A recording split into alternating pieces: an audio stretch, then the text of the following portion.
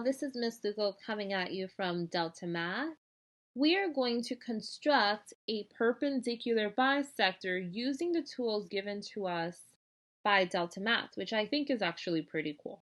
So, in order to construct, we need a compass. So I'm going to click on the compass. And the perpendicular bisector, we know we have to open up the compass more than halfway, so I'm going to do that. And then I'm going to draw my first arc. Now the cool thing about this pencil is you can move it around. You don't have to be on it and it'll still draw for you. So this is my first arc.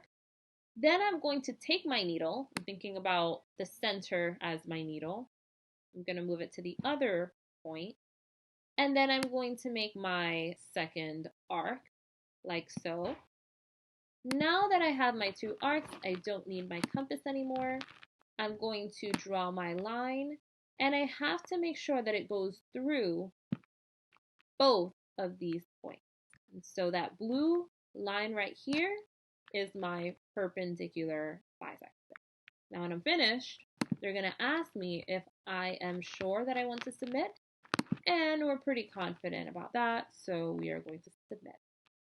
Now after every problem, they're going to give you the option of replaying the steps, which I think is pretty cool.